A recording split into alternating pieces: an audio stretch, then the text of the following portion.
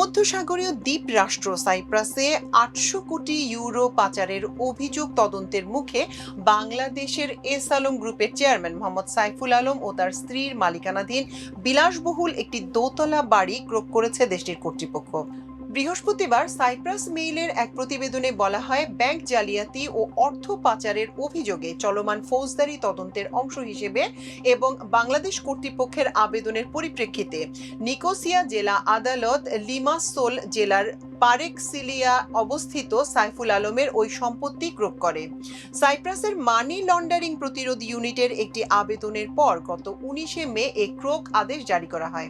বাংলাদেশ কর্তৃপক্ষের মাধ্যমে শুরু হওয়া পারস্পরিক আইনি সহায়তার প্রক্রিয়ার অধীনে ওই তদন্তের অনুরোধ করা হয়েছিল। প্রতিবেদনে বলা হয়, সাইফুল আলম ২০১৬ সালে সিটিজেন বাই ইনভেস্টমেন্ট প্রোগ্রামের মাধ্যমে দেশটির নাগরিকত্ব লাভ করেন, যা স্থানীয়ভাবে গোল্ডেন পাসপোর্ট স্কিম নামেও পরিচিত।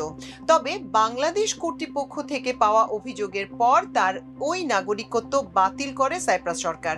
যদিও নাগরিকত্ব পাওয়ার ওই প্রোগ্রামের কার্যক্রম পরীক্ষা করে দেখা সাইপ্রাস সরকারের নিকোলাটোস কমিটির প্রতিবেদনে সাইফুল আলমের নাম আসেনি। প্রতিবেদনে আরো বলা হয়েছে, বাংলাদেশের তদন্তকারীদের জমা দেয়া নথি অনুসারে সাইফুল আলমের বিরুদ্ধে ২০০৯ থেকে ২০২৪ সালের মধ্যে কোম্পানিগুলোর একটি নেটওয়ার্ক পরিচালনা এবং আর্থিক লেনদেন সংক্রান্ত অভিযোগ খতিয়ে দেখা হচ্ছে।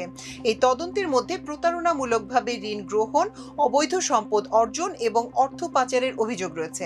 প্রতিবেদনে বাংলাদেশের নাগরিকত্ব ত্যাগের আবেদন করা, ইসলামী ব্যাংকের ঋণ পরিশোধ না করায় সাইফুল আলমের বিরুদ্ধে চট্টগ্রামের অর্থ ঋণ আদালতের দেয়া ৫ মাসের কারাদণ্ড, পলাতক থাকায় তার গ্রেপ্তারে সাজা পরোয়ানা জারির বিষয়টিও তুলে ধরা হয়েছে।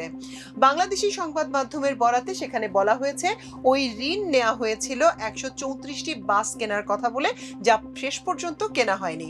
সাইপ্রাস মেইল লিখেছে, সাইফুল আলম ওরফে এস আলমের বিরুদ্ধে বাংলাদেশের তদন্তের ওই একটি মামলার মধ্যে সীমাবদ্ধ নয়। সাইপ্রাসে পাঠানো অনুরোধ অনুযায়ী ইসলামী ব্যাংক বাংলাদেশ ও ফার্স্ট সিকিউরিটি ইসলামী ব্যাংক সহ বেশ কয়েকটি আর্থিক প্রতিষ্ঠান থেকে তার মালিকানার বিভিন্ন কোম্পানির বিপুল পরিমাণ ঋণ নেয়ার বিষয়েও তদন্ত করছে বাংলাদেশ কর্তৃপক্ষ। সাইপ্রাস সরকারকে করা বাংলাদেশের অনুরোধে বলা হয়, সাইফুল আলম ওই ঋণগুলোর মধ্যে অনেকগুলো পরে খেলাপি হয়ে যান। এখন তদন্তকারীরা খতিয়ে দেখছেন তিনি নিজে তার কোম্পানিগুলোর ওই অর্থ কোনো নেটওয়ার্কের মাধ্যমে বিদেশে পাচার করেছিলেন কিনা।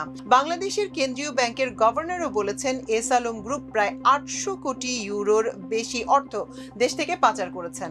বাংলাদেশ কর্তৃপক্ষ মনে করে এই তদন্তের সঙ্গে যুক্ত সম্পদ সাইপ্রাস, সিঙ্গাপুর এবং অন্যান্য দেশে থাকতে পারে। সাইপ্রাস মেইলের প্রতিবেদনে বলা হয়, সেদেশে নিবন্ধিত কোম্পানি এক্লেয়ার ইন্টারন্যাশনাল নিয়েও তদন্ত চলছে।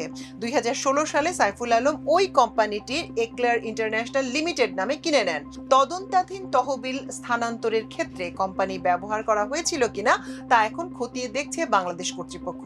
সাইফুল আলমের বিরুদ্ধে আদালতের কাগজপত্রে সাইপ্রাস, ব্রিটিশ ভার্জিন আইল্যান্ডস এবং জার্সিতে থাকা কোম্পানি ও ট্রাস্টের একটি নেটওয়ার্কের কথা বলা হয়েছে। তদন্তকারীরা ওই কোম্পানিগুলোর মালিকানার কাঠামো এবং আর্থিক কার্যক্রম খতিয়ে দেখছে। তবে সাইফুল আলম আন্তর্জাতিক ল ফার্ম কুইন ইমানুয়েলের প্রতিনিধির মাধ্যমে দাবি করেছেন, তার বিনিয়োগগুলো বৈধ বিদেশি উৎসের মাধ্যমে অর্থায়ন করা হয়েছিল এবং তার বিরুদ্ধে অন্যায়ভাবে ব্যবস্থা নেওয়া হয়েছে। তিনি international centre for settlement of investment dispute ICSID-র মাধ্যমে আইনি প্রক্রিয়া শুরু করেছেন। সেখানে সাইফুল আলম দাবি করেছেন যে যুক্তিতে তার সম্পদ ক্রয় আদেশ সহ প্রভাবিত করার মতো পদক্ষেপগুলো নেওয়া হয়েছে তা আন্তর্জাতিক বিনিয়োগ সুরক্ষার চুক্তিগুলোর লঙ্ঘন।